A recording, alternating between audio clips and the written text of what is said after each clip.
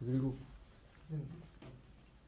취업이나 이런 거 할 때 얘기를 들어보면은 나는 이제 나도 이제 여러분들 나이 때 돼가지고 그때 막 면접을 보고 올 때는 그 사람이 그 내가 지금 이게 제일 뭐 상황이 빡세다고 생각을 하는데 얘기 들어보면은 요즘 면접 그 프로세스를 보면은 결론은 나는 나보고 면접 보라 그러면 나는 저 너무 복잡해가지고 너무 어렵다 그런 생각 들어요. 그러니까 여러분들 각자 다 포텐셜이 있고 그런 사람들이니까 혹시라도 뭐 상위 2학기 지금 12월 달 됐는데 떨어졌다고 하더라도 다시 기회는 계속 있으니까 뭐 그러니까 마음 흔들지 말고 계속 봤으면 좋겠어요. 알겠죠? 자, 엣지 효과라는 있는데 이 전자미경 이제 남은 자료 먼저 하는 거예요, 여러분들. 엣지 효과. 자, 우리가 샘플을 보는데 평평한 샘플만 보는 게 아니잖아요. 파우더 샘플도 있고 그 표면에 굴곡이 있는 샘플도 많잖아요. 그렇죠? 그런 걸 보는데 이제 옆에서 딱 단면으로 봤을 때 평평하지가 않고 예를 들어서 이런 식으로 있단 말이에요.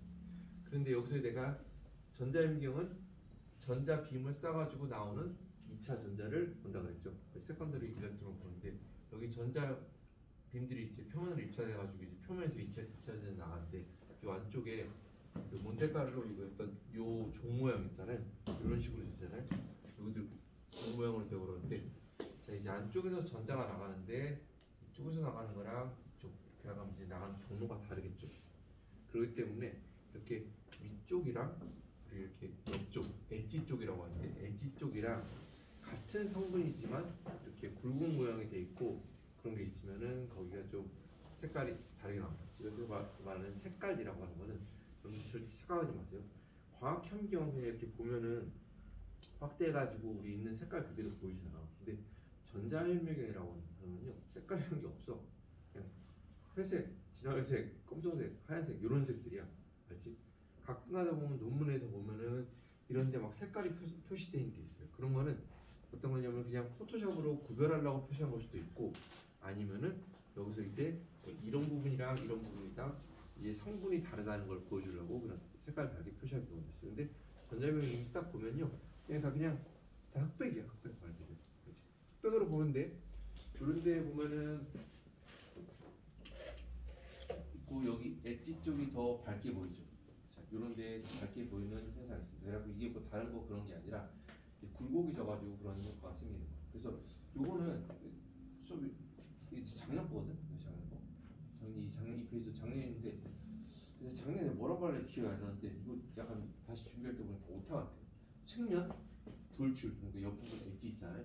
이 부위의 모서리 부분은 전자빔이 빠져나오기가 더 힘들어서 세컨더리 일렉트론 방출량이 더 적다. 자, 2차 전자가 어디에서는 많이 나오고 어디에서는 적게 나와.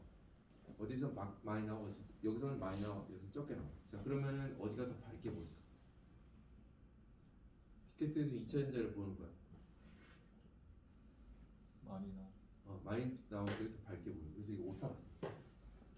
저거. 그래서 평탄면보다 이게 아니라 이거는 맞는데 돌출된 얇은 부분의 모서리는 전자 비밀이 빠져나가는 게 더 쉬워서 세컨더리 일렉트론 방출량이 더 많다. 그래서 평탄면보다 더 밝게 보인다는 그 윗부분 여기가 이제 오타가 또. 그래서 이런 경우 생기면은 뭔가 엣지 성분이 다른가 하고 그렇게 생각하지 말고 그냥 가속 전압을 그냥 줄여보세요. 가속 전압이 세서 그러거든요.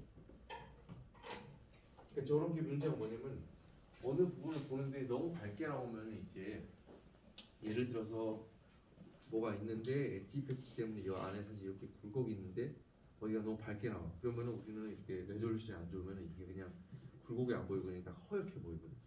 그렇게 되면 실제로 우리가 이미지를 보는 게 아니라 좀 잘못 보는 걸 수가 있어. 그럴 때는 좀 가속 전압 줄이거나 해가지고 다른 조건을 바꾸면서 봐야 돼. 저를 엣지 이펙트 있다. 이렇게 알아주시고.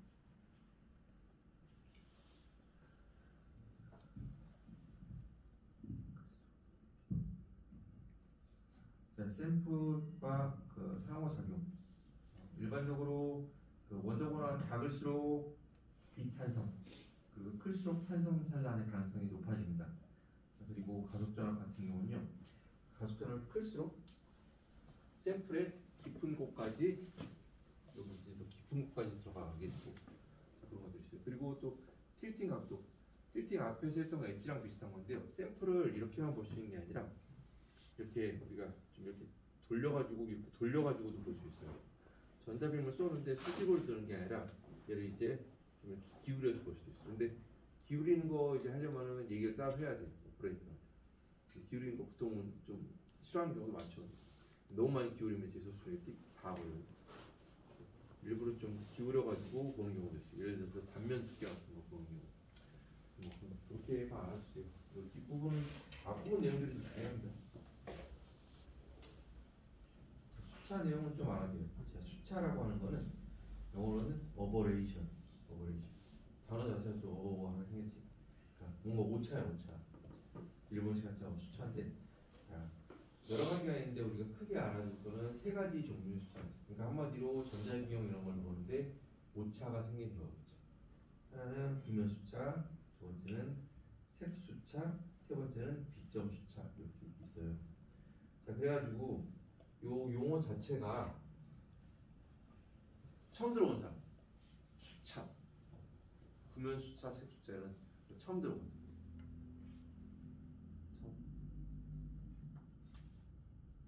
들어봤지? 소재기초 실험 이런 데서 안 들어갔나? 배재용 교수님께서 뭐 가르쳐주고 아니야 들었는데 기억 못해요. 안 들었어요. 자, 이게 뭐냐면은 자, 우리가 과학현미경을 보는데요. 이렇게 과학현미경을 보는데 과학 렌즈를 쓰는 데서 우리가 실제로 보고자 하는 거를 더 확대하거나 축소시켜서 렌즈를 통해서 확대하거나 축소시켜서 보는 거잖아요. 자, 그런데 실제 이미지가 좀 오차가 생겨요. 오차가 생기는 원인이 크게는 구면 수차, 두 번째는 색 수차, 세 번째는 비점 수차인데 게다가 광학 렌즈를 가지고 할 때 일어났던 일들이거든. 그런데 거기에서 거의 유사한 현상들이 이 전자현미경 같은 데서도 생겨요. 전자현미경에서는 광학 렌즈를 안 쓰거든. 광학 렌즈가 없거든. 그런데도 여기서도 비슷한 일들이 생겨요. 자, 볼게요. 자, 한 점에서 P가 뭐야? 한 점이 있고요. 여기 렌즈가 있습니다. 옆에서 보면 한 점에서 이제 빛들이 나와가지고요. 렌즈를 통과해가지고요. 여기 초점 F 초점에 맞춰져요. 그런데 이게 한 점으로 맞춰져야지 우리가 분해 능력이 좋게 딱 보겠죠. 근데 이 초점이 서로 안 맞아가지고 이렇게 초점이 점이 아니라 어떤 이렇게 면이라고 해야 되나? 면이어가. 그러면 그 초점이 제대로 안 맞는 거거든. 흐릿하게 보이는 거거든. 그게 뭐냐면 이게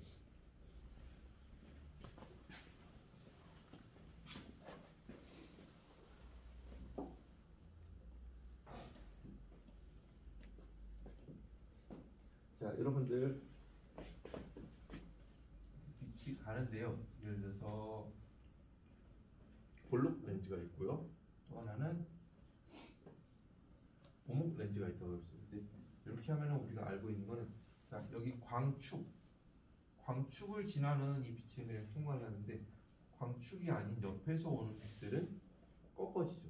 우리가 이런 빛이 가다가 다른 매질을 만났을 때 꺾어지는 현상을 우리가 뭔절이라고 해요? 굴절. 굴절이라고 해요. 자, 이렇게 되죠.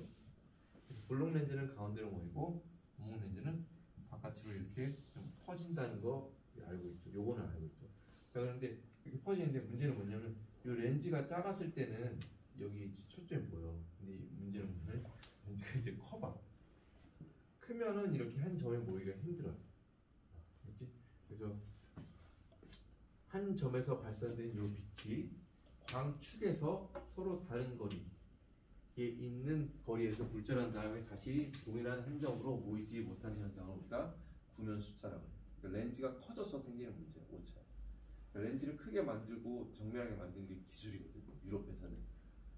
자, 그런데 우리 전자현미경에서는요, 광학 렌즈를 안 써. 빛을 쏘는 게 아니라 뭘 쏜다고 했어요? 무슨 빔? 전자빔을 딱 써. 근데 그러면은 얘네들은 전자들이 다 써서 보면은 우리는 그냥 2라고 표시하잖아. 전자는 2 해가지고 이렇게 하셔야 보이진 않지. 이게 전자들인데 얘네들이 서로 사이좋게 쭉 각서 막 퍼지겠어. 마이너스 서로 밀치겠지. 서로 퍼지겠지. 퍼지는 걸 이제 집속시켜 주려고 중간에 렌즈가 있는데 그게 이런 광학 렌즈가 아니라 전자기 렌즈. 자, 앞에서 봤어. 뒤집어.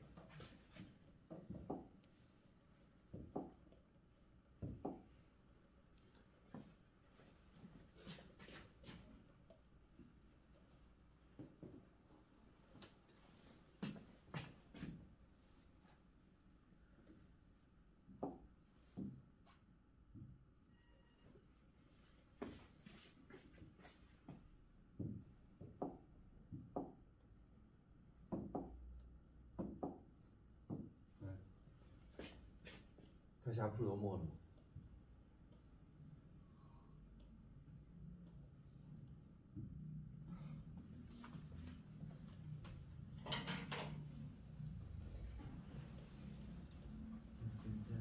요걸 다시 보는 거.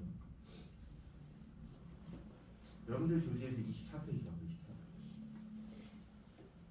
24. 집속 렌즈의 역할 이런 거 나왔죠. 영상으로 봐도 기억하죠. 그 밑에 보면은 뭐 단면 잘라진 거 보이죠. 그러니까 전자빔이 이렇게 지나가는데 퍼져. 근데 이거를 우리가 한 점으로 모아줘야 돼. 근데 여기 이제 렌즈를 어떻게 하냐면 이게 전자기 렌즈거든. 이게 코일이 감겨 있어요. 그냥 구리 전선이 감겨 있어. 감겨 있는데 구리 전선에 전류가 흐르면은 그 주변에는 자기장이 생깁니다. 자기장. 전자가 운동하고 있는 전자가 자기장을 만나면 얘가 힘을 받죠. 그래서 이제 모이게 되는데 그거를 이제 여기서는 이제 코일에다가 전류를 흘려서 자기장을 발생시켜 가지고 걔네를 이제 전자빔을 이제 모으는 거예요. 알겠죠? 코일에 전류가 흐르면 자기장이 왜 흘러? 그건 왜라는 말이 별로 안 통하는 거 같아요. 그냥 현상 말고. 제가 현상 발견하는 게 과학이고 그걸 가지고 우리 이용하는 게 공학이죠. 그래서 전자기 렌즈도 자석 밀도가 광축에서 멀어질수록 자장의 세기가 약해진다. 그러니까 이거를 어떻게 최대한 큰 면적을 일정하게 하냐가 기술이라는 거죠. 그래서 전자기 렌즈의 한계로 인해서 얘가 광축에서 멀어질수록 그러니까 자기장이 일정하지 않은 거예요. 그 때문에 그게 딱 원하는 부분까지만 딱 해야 되는데 가지고 그런 걸로 인해서 그런 고면 수차 오류가 생깁니다. 그래서 초점이 잘 안 맞는 거야. 한 번.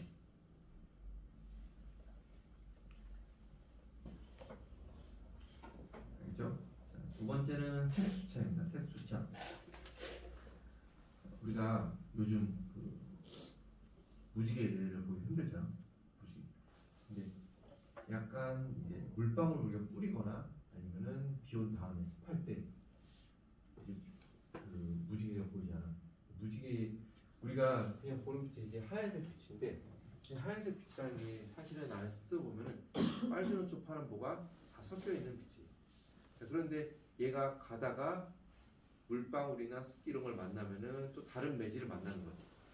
그래서 얘도 이제 또 꺾이게 됩니다. 그런데 문제는 뭐냐면은 하얀 빛이 한 종류가 하나가 있는 게 아니라 그 안에 우리가 눈으로 그냥 구별했을 때만 빨주노초 파란보 여러 가지 색깔이 있어요. 근데 빨간색이 꺾이는 정도, 파란색이 꺾이는 정도, 보라색이 꺾이는 정도가 다 달라. 그래서 꺾어진 다음에 이게 하얀색이었던 게 물 같은 매질을 만나고 나서 빨주노초 파란보 이렇게 나눠진. 이제 그 빛이 색깔마다 꺾어지는 정도가 다릅니다. 알겠죠? 그래서 E 이퀄 하뮤 학기 끝나고 기억하시기 몇 개 안 돼요, 여러분. 어제 그 왔던 분도 앞에서 강의하셨던 분은 졸업생 상무고 그 옆에 같이 오셨던 분은 이제 부산대에 나오신 분인데 분석 팀장이야. 그러니까 그 현대시설에 나오는 샘플 그걸 다 이제 분석하는 그런 팀의 팀장인 거예요. 그래서 그런데 가면 이런 거 계속 쓰이는 거 이퀄 하인데 하 람다분의 C야. 그러니까 얘는 빛의 속도 이런 플랑크 상수. 그러니까 빛의 에너지는 이거랑 관계있어요. 근데 빛의 파장이 빨주노 쪽 파란보 다 다르면은 얘도 가지고 있는 각각의 색들이 가지고 있는 에너지가 다른 거죠. 그렇죠? 얘도 마찬가지야. 얘는 뭐냐 색 수차라는 거 뭐냐면 색에 의한 건데, 자 과학 현경에서는 어떤 일이 있었냐면은 빛의 색깔 파장에 다르면, 그러니까 빛이 가지고 있는 에너지가 다르면 렌즈에 대한 굴절률이 달라져. 우리는 다 이렇게 꺾여야 되는데 어떤 색깔이 오냐에 따라서 이 꺾어지는 정도가 달라지게 돼. 그럼 이제 초점이 또 안 맞겠죠. 오차가 생기겠지. 그래서 렌즈에 대한 빛의 굴절 정도도 색에 따라 에너지에 따라 달라진다. 자, 색깔에 따라 초점 거리가 달라지므로 초점이 잘 형성이 안 돼. 그러면은 여기서는 우리가 다시 한번 돌아왔는데, 이거는 우리가 고진공에서 우리가 전자빔을 쏘는 거잖아. 흰색 빛을 쏘는 게 아니잖아. 근데 이거 왜 에너지 차이가 왜 있는 거예요? 왜 있겠어? 자, 우리가 예를 들어서 5kV로 전자를 가속시켜서 가속 전압을 몇 준다. 3kV다, 7kV다 이렇게 주잖아요. 그런데 요게 이렇게 주면은 거기 있는 모든 전자들이 전부 다 5kV 에너지를 가지는 게 아니라고 말했지. 에너지의 분포가 있다 그랬죠. 에너지 분포가. 그래서 델타 E만큼의 서로 간에 에너지 분포가 있습니다. 여기서 5kV로 내가 가속시켰다 그랬다고 여기서 나오는 전자들이 모두 다 똑같이 5kV의 에너지를 가지고 있는 게 아니에요. 거기에 오는 것들은 에너지 분포가 있어. 알겠지? 자, 그래서 에너지 분포가 있기 때문에 얘도 여기서 말하는 것처럼 파장에 따라주고 에너지가 다른 것처럼 이런 현상이 똑같이 있는 거예요. 그래서 그 현상에서 따와가지고 이런 거 이제 색수차. 그건 태생적으로 여기 오는 전자들이 다 같은 에너지를 가지고 오는 게 아니기 때문에. 그래도 여기 나오는 전자들의 에너지의 델타 값을 줄여주는 게 좋겠죠. 표적 값을. 자, 그러려면은 여기 나오는 이제 전자권에서 전자들이 튀어나오는데 썰미오닉 방식이 좋겠어? 아니면 필드 에미션 방식이 좋겠어? 필드 에미션 방식으로 해야죠. 지난 시간에 영상을 나왔던 거죠. 필드 에미션 방식으로 해야지 에너지 차이가 적어서 그나마 이런 건 좀 줄여.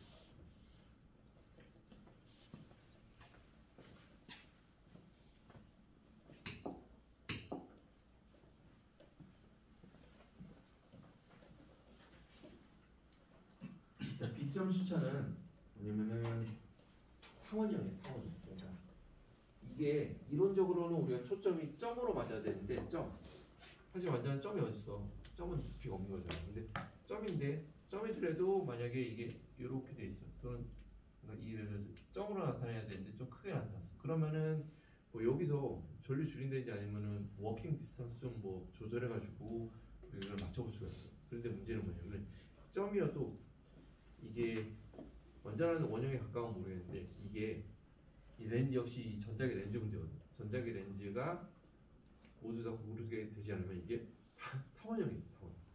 그렇죠? 타원형이 될 수가 있죠. 그래서 초점이 타원형으로 맞으면은 내가 보려고 하는 게 찌그러져서 보이는 거예요. 그러니까 그런 현상을 우리가 B점 수차라고 합니다. 광축을 중심으로 전자빔이 비대칭적, 그러니까 한마디로 타원이 된다는 얘기예요. 비대칭적일 때 전자빔이 한 곳에 모이지 않고 타원형이 되는 것을 우리가 B점 수차라고 합니다. 스티그매티즘 오퍼레이션 한다. B점 수차가 존재할 때는 이렇게 타원형이 되는데 아래쪽 보면은 자 A, B, C, D 6개의 사진 중에서 밑에 가운데 있는 거 있잖아요. 밑에 가운데가 이제 초점이 제대로 맞는데 B점 수차가 있으면은 이런 식으로 찌그러집니다. 요거는 위쪽으로 찌그러졌고 요거는 양옆으로 타원형으로 찌그러졌죠. 저런 거는 옛날과는 달라갖고 이제는 뭐 수동으로 맞추는 게 아니야.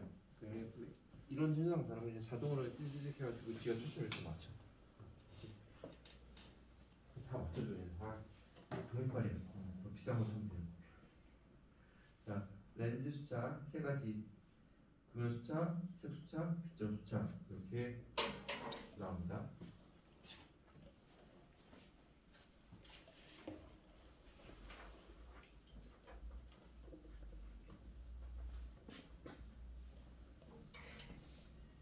자, 앞에서 구면 숫자는요 그냥 색을 뭐 외울 것까지는 없는데 구면 숫자는 관계된 식이 어떻게 되냐면 ds 스피리칼에서 s고요. d는 초점의 이런 직경 같은 거를 말합니다. ds는 2분의 1의 cx의 알파 3석 그래가지고 얘는 구현 숫자 개수 어떤 일정한 값이고요. 이게 바로 초점에서 이 꺾어진 이 각도 있잖아요. 각도를 말합니다. 그래서 이게 크면은 이것도 커지는 거죠. 초점 이게 가능한 작아야 되잖아. 그래서 우리가 영상으로 하기 전에 그 이론으로 먼저 했을 때 전자의 비용 처음에 나왔을 때 처음 우리가 수업할 때 얘가 가속 전압을 높여주면은 불해능이 작아진다 그랬죠. 불해능이 작아야 좋은 것이 이론적으로는 그 불해능이 뭐 몇 옹스트롱까지 된다 그랬어요. 그런데 몇 옹스트롱이 실제로 되지는 않아요. 그러니까 여러 가지 수차나 이런 오류들이 있기 때문에 실제로 몇 옹스트롱까지 볼 수 있지는 않아요. 알겠지? 가능한 이거를 줄여주는 게 오차를 줄이는 거죠. 자 그리고 또 색수차는 DC라고 해가지고 크로마틱에서 C를 그 아래점자 땄고요. DC는 델타 E 나누기 2분의 CC의 알파 여기 있습니다. 그래서 여기서는 이거가 일정하면은 이 델타 E 값을 줄이는 게 이거를 작게 하는데 작게 하는 길이겠죠. 그래서 얘가 필드 이미션 방식이냐 아니면 서미오닉 방식이냐에 따라서 이 값이 달라집니다. 알겠죠?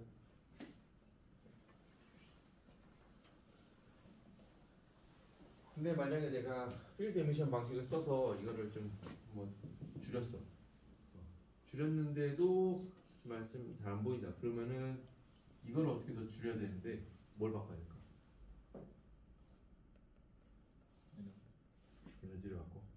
에너지를 바꾸려면 이제 내가 컨트롤할 수 있는 게 뭐가 있지? 마우스로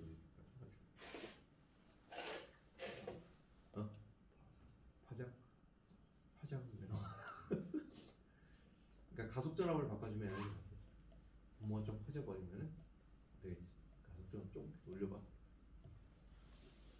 많이 고민해도 그러니까 여러분들 학부 연구를 하거나 기회가 되거나 아니면 가서 하여튼 전자비용 정도는 그냥 자기가 하는 게 제일 나아. 이거는 그래도 좀 억세스가 보통 좀 되는 경우가 많거든.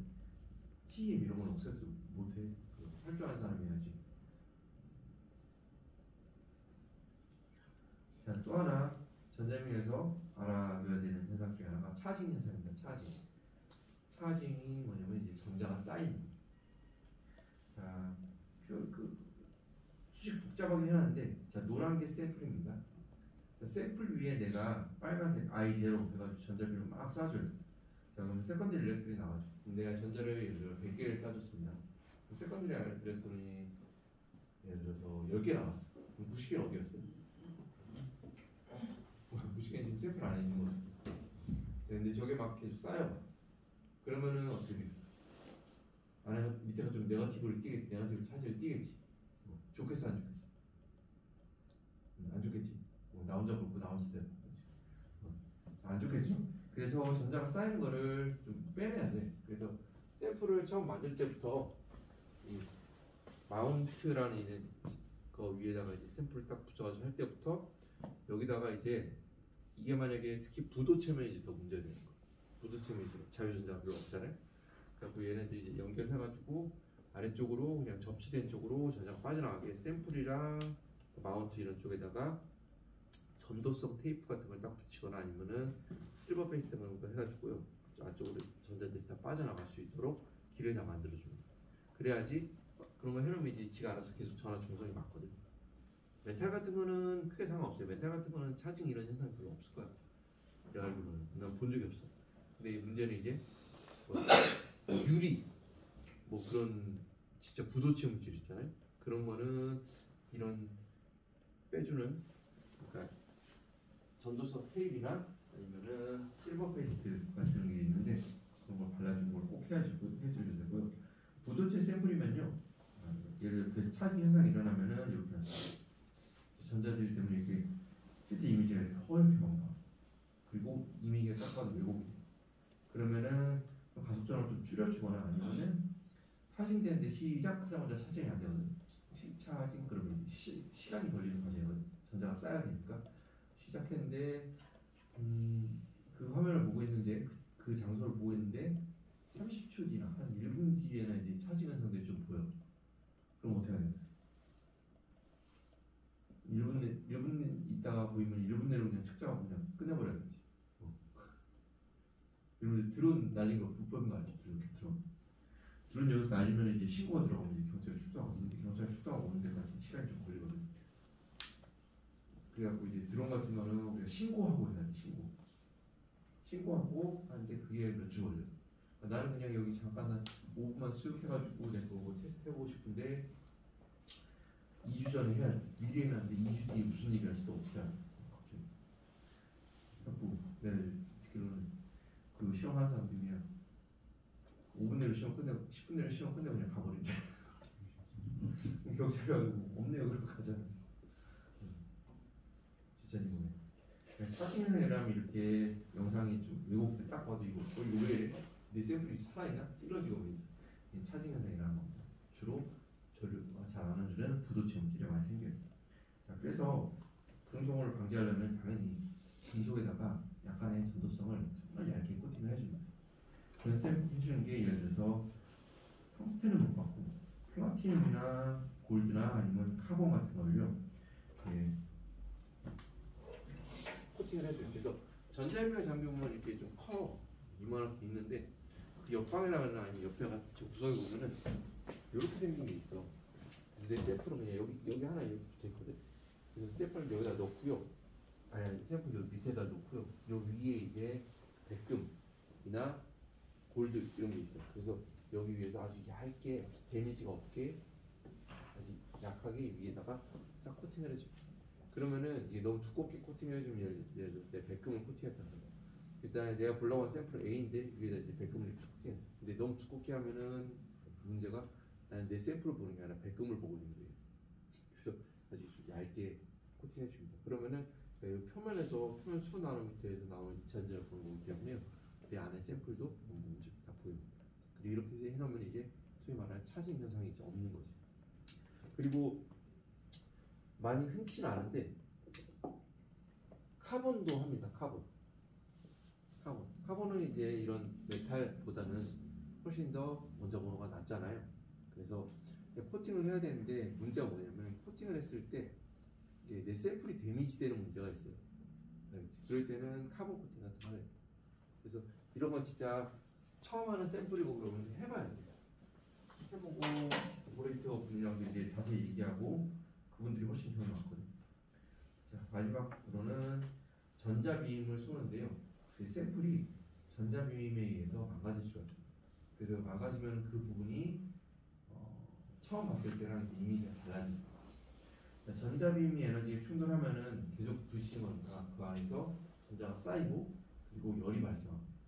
근데 국부적으로 온도가 올라가는 거거든요. 근데 샘플이 그 온도에 민감하게 이제 망가질 수가 있잖아요.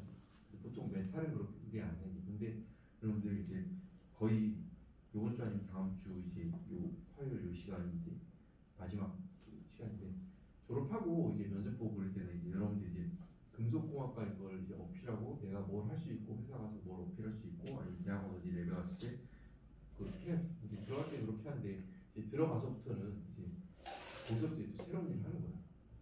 그렇지? 그런데 이게 내가 뭔 얘기 하려는데 아직도 그 지난 어젯밤에 그 세숫제 상부랑 얘기했던 분 너무 늦게 일어나고 11시에 일어나고 샘플 천산될 수가 있어요. 그래서 내 말은 이게 금속만 볼 수가 있어요. 금속만 보면 이렇게 데미지 먹는 일은 별로 없어. 금속 아니라 다른 샘플 볼 수도 있는 거잖아. 복합재료 보는데 어제도 복합재료 한다고 했잖아. 복합재료 하면은 금속 안에 다른 게 섞여 있는 거거든. CNT 같은 카본 나는 재료가 섞여 있는 거. 근데 그런 거는 이런 거 훨씬 약해 전자기면. 그 부분이 데미지가 날 수가 있거든. 그러니까 그런 거를 제가 생각을 해요. 실제로 이렇게 이건 좀 많이 부서진 거고 처음에 시작하자마자 뭐 괜찮은데 이제 계속 이게 스캔을 SEM 스캐닝 일렉트론 마이크로스코프잖아. 스캔을 막 계속 하다 보면 한 지점만 자세히 본다 계속 보고 있잖아. 그런 다음에 이제 딱 다른 지역 옮기려고 빼면은 그 부분이 내가 봤던 데가 네모나게 색깔이 변해 있어. 검해져 있어. 이게 데미지 먹은 거야. 그 샘플. 그 샘플을 그 위치를 다시 보는 건데 이제 무리가 있는 거지. 처음 완전 프레시한 상태가 아니니까. 자, 이것도 어떻게 가속 전압을 낮추거나 아니면 요거 했는데 한 30초 있다가 갑자기 계속 망가진다 그러면 30초 전에 끝내야지. 이거다 끝내버려. 또는 코팅을 좀 하면은 여기 좀 줄어들겠죠. 겉에 이렇게 뭔가 싸고 있으면 데미지가 좀 줄어들겠죠.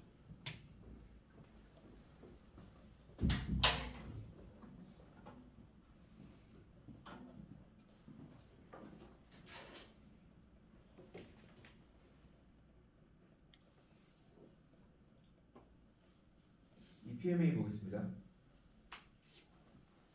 일렉트론 프로브 매스 어널라이저 EPMA 전자 프로브 조성 분석기인데요. 이거는 생긴 거는 전자미경이랑 거의 흡사하게 생겼어요. 그래서 요거는 이제 다음 주 화요일 날 결합 조가 볼 거고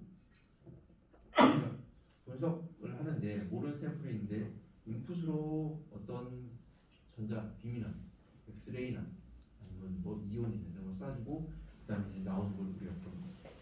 그래서 우리가 현미경 같은 경우는 결국은 구조 분석이 아니라 이미지나 미세 구조 분석 이런 거 나왔어요. TEM은 또 다른 얘기. 자, 그래서 우리가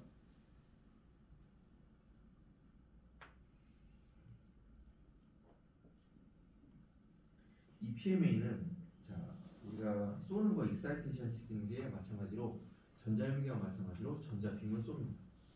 근데 전자현미경은 세컨드리 일렉트론 나오는 거를 보는 거잖아요.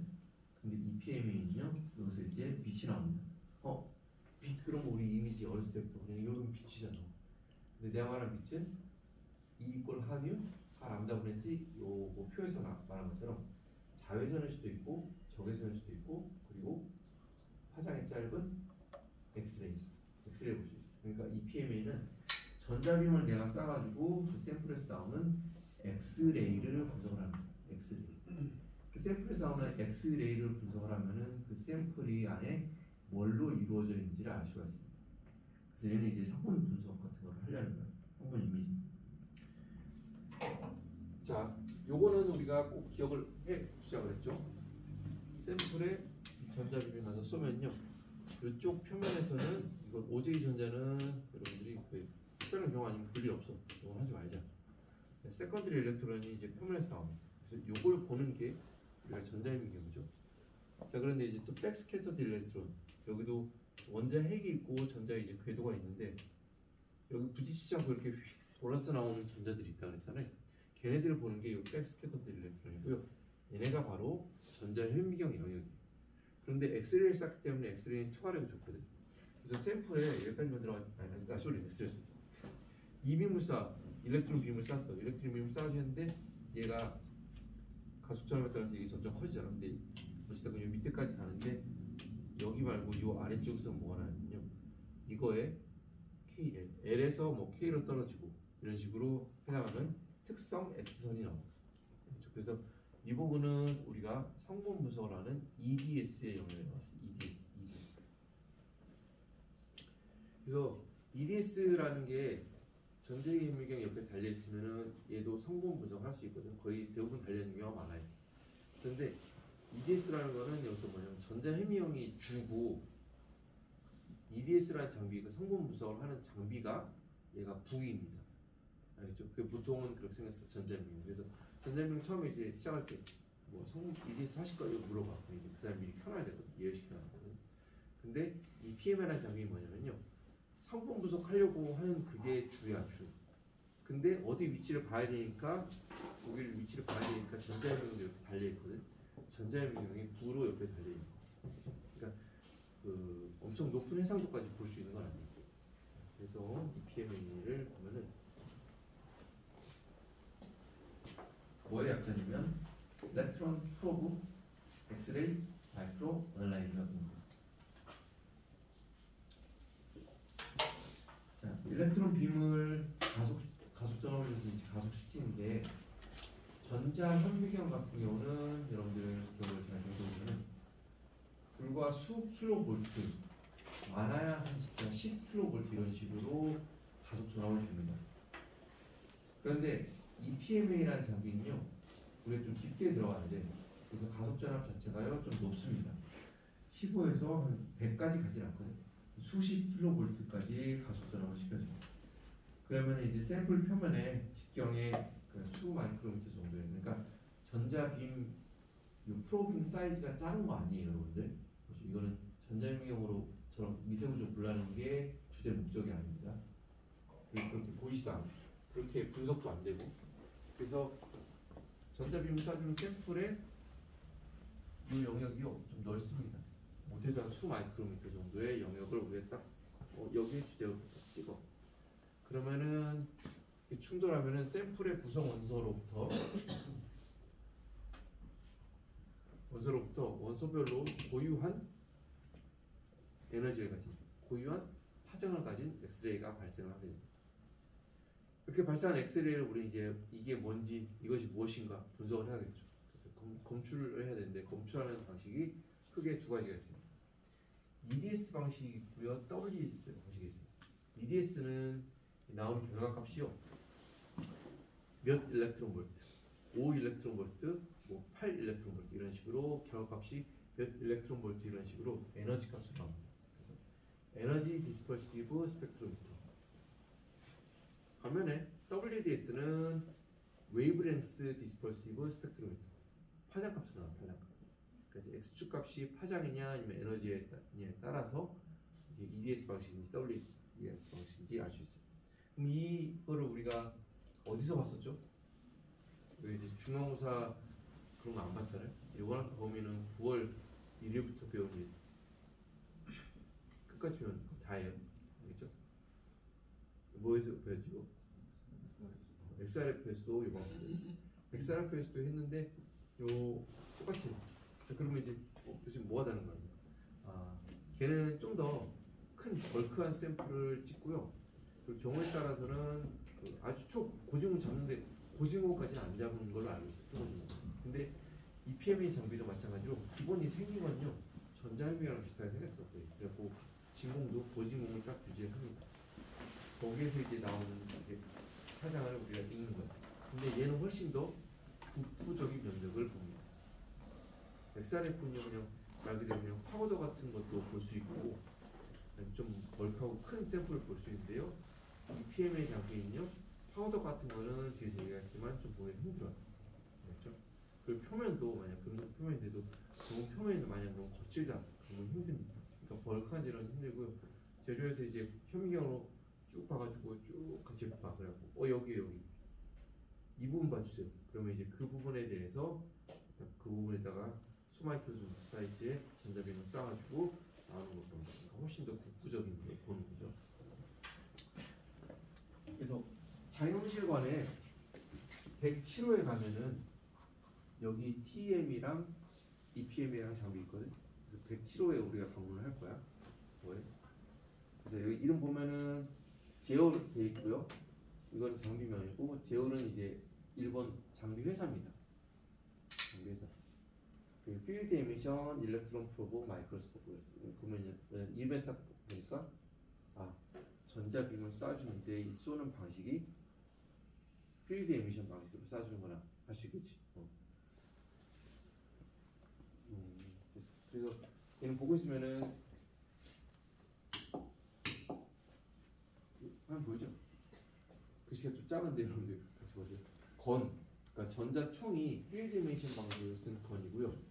이미지 레졸루션은 3나노미터라고 하는데요. 큰 의미가 없어요. 자, 디텍터블 엘레멘트 레인지. 이 안에 뭐가 들어있는지 보는 거잖아요. 그러면 수소, 헬륨 있고 죽일 때 그 다음에 뭐야? 리튬, 베릴륨, 그 다음 보론, 그 다음 카본. 원자번호 5번이 보론. 근데 얘는 보면은 원자번호 5번 보론에서부터 92번 우라늄까지 검출할 수 있습니다. XRF도 그 비슷했죠. 그 앞쪽 거는 너무 이제 그 검출하기 좀 힘들다 그랬죠. 그래서 보론, 그냥 카본부터는 이제 문제 없습니다. 또는 웨이브렌스로 하면은 얘는 0.087 나노미터에서 9.7 나노미터 거기까지 할 수 있습니다. 자, E 꼴 람다분의 C. 그래서 EDS로 보면은 여기로 이제 데이터를 보는 거고 WS 보면은 여기로 보는 거예요. 그래서 검출 가능한 엑스레이 파장이 어딨냐 라는 거고 얘는 검출 가능한 에너지가 어디냐. 둘의 보는 방식이 달라요. 얘는 우리가 아는 단결병으로 봐야 되는 거고 얘는 반도체 디텍터로 보는 거예요.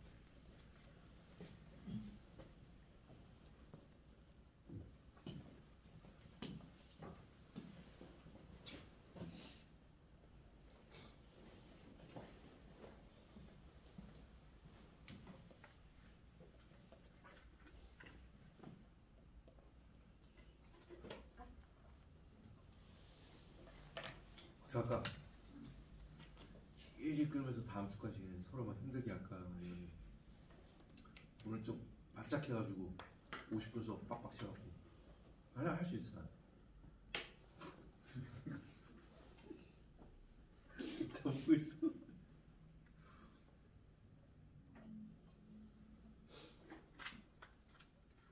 자, EDS 방식으로 하면요, 여러분들 샘플 놓고 네, 안녕하세요 봐준 다음에 이렇게 스몰 토크 한 다음에 이렇게 얘기를 해준 다음에 이 같이 질문 잡고 시작하잖아. 그럼 이제 검출할 때 EDS 방식으로 하면은 띡 결과값이 빨리 나와. 알지? 빨리 나와. 그리고 WS 방식으로 하면 좀 기다리시더라고. 흐르나면 좀 오래 걸려. 뭐가 더 정밀할까? 하나는 빨리 돼. EDS. WS는 좀 느려. 뭐가 더 정밀할까? WDS가 XRF에서도 얘기했는데 이 방식도 좀 더 정밀합니다. 고체 물리를 한 명 빼고 다 들었다고 생각하고, 자, 이 빔을 일렉트론 빔을 샘플 쏴도 엑스레이가 나와요. 그러면 이제 디텍터가 있는데 이제 이런 디텍터가 있어요. 얘는 반도체거든. 반도체 소자인데 반도체 소자에는 여러분들 밸런스, 컨덕션 밴드 이런 게 있어요. 근데 만약에 이게 외부에서 어떤 에너지를 가진 게 여기 오면요, 여기 전자를 익사이테이션 시키거든. 그래서 그러니까 외부에서 어떤 에너지, 충분한 에너지 가해주면요, 이 반도체 소자에 전류가 흘러. 근데 전류 흐르는 정도가 이제 원소별로 다른 거야.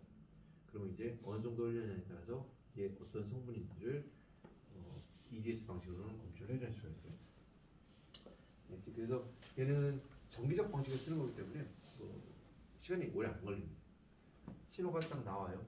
얘는 프리앰프라고 되어 있는데 여러분들 마이크에서 뭐 앰프 연결해가지고 교장 선생님이 연설하고 그러잖아요. 그 앰프라고 하잖아요. 앰프. 이게 뭐냐면 증폭기거든. 증폭기. 그러니까 신호가 나오긴 나오는데 다들 약해. 그러니까 소리 이렇게 증폭시켜서 마이크 크게 하는 거죠. 마이크 소리 크게 하는 거죠. 정적 신호가 나오는 게 약하기 때문에 앰프 연결해가지고 이 신호를 증폭을 시킵니다. 그래서 이제 읽어. 그다음에 우리 이제 화면에서는 제가 이제 데이터가 보이는 거죠. 이게 EDS 방식이에요. EDS 방식은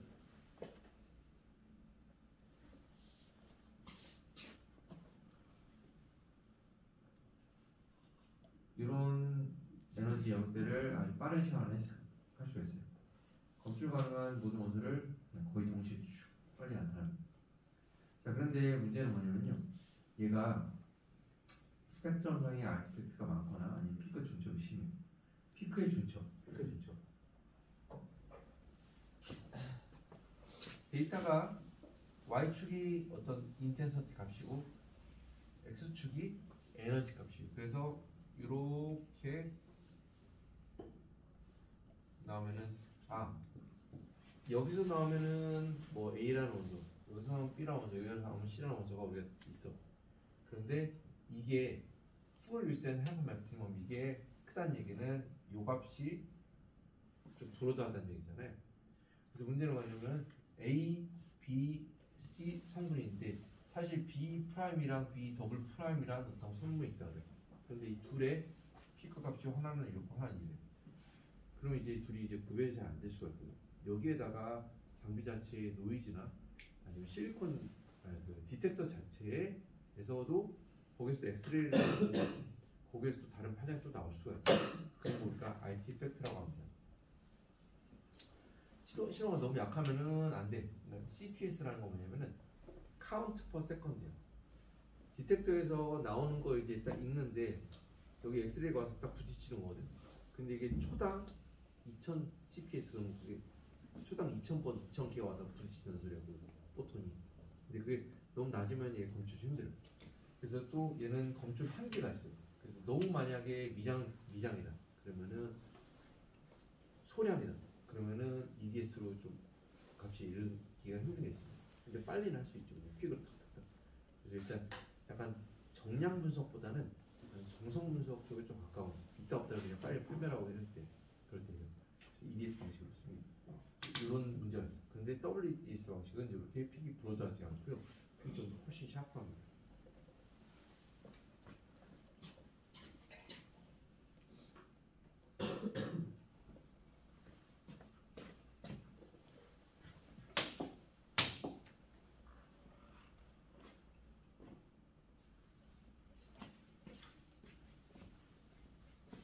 샘플에 일렉트론 보안이 와가지고 샘플 맞고 이렇게 엑스레이가 튀어나와요. 근데 그 옆에 WDS라는 게 달려있으면은 전자표를 맞고 엑스레이가 튀어나오는데 여기에 나오는 거의 파장이 어떤 거인지 분석할 수 있는 단결점이 달려있습니다. 그런데 이게 종류가 하나가 아니에요. 그래서 이게 광식 유도는 다들 몰라. 이게 이런 광해식이 있대. 반지름 2배하고 이렇게 L 있으면은 이렇게 원이 그려져요. 그 로울랜드 서클 막 사람들이 그러는데 모르겠어요. 이게 그려져요. 요게 이제 관계식이 각도가 세타면은 2R분의 L이 사인 세타로 이렇게 된대. 근데 요게 우리가 알고 있는 N 남는 D 사인 세타 있잖아요. 요랑 이제 다 넣어가지고 정리해보면 요런 관계식입니다. 그래서 요 거리 알고 반지름 R 알면은 하나, 두 개 알아. 근데 그러면은 이제 우리가 나오는 파장 이게 람다 값이 이렇게 다른 종류 여러 종류의 엑스레이가 나오는 거잖아. 그런데 이 조건을 만족하려면은 여기 조건에 맞는 D 값이 됐을 때 이게 딱 이제 값이 맞는 거거든. 그래서 요 D 값이 뭐냐면요. D 값이 뭐냐면은 우리가 단결점이 있는데 단결점의 면간 거리를 말해요. 그래서 내가 단결점 종류를 뭘 쓰느냐에 따라서 엑스레이 종류 이제 막 디텍트를 할 수 있어. 그런데 단결점 하나 가지고 나오는 모든 성분을 다 할 수가 없거든.